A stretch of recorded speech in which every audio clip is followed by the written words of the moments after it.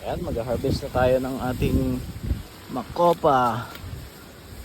Ayan, may mga pwede na dito. Yan, sinusuputan natin sila para hindi tayo nahan ng mga fruit fly, mga insekto. Yan, sayang naman kung hayaan lang natin silang masira. Kaya atin itong sinusuputan. Yan, pulang-pula na ang ating makopa.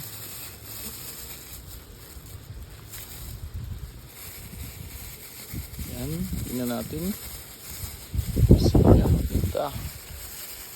Ganda ng mga kulay. Yan, malaki. Tingnan natin ito.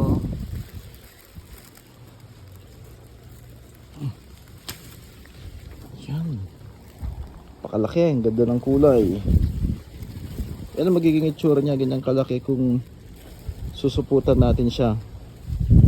Walang insekto, walang uod, at makintab.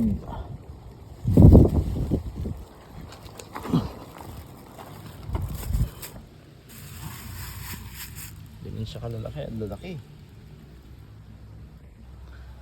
Tignan natin yung iba kung pwede pa.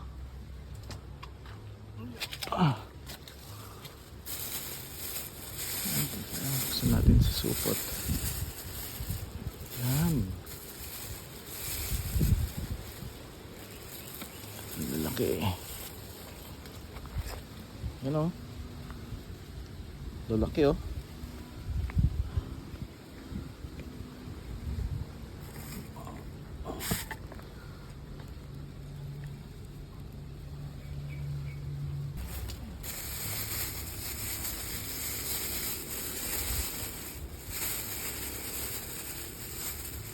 Yan.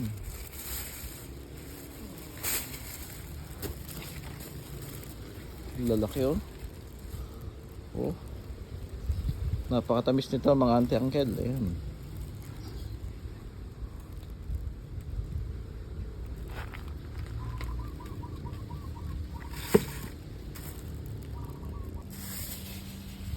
Tapos nung mga natanggal nating supot, ito ang supot naman natin dito sa mga sumusunod pang mga bunga.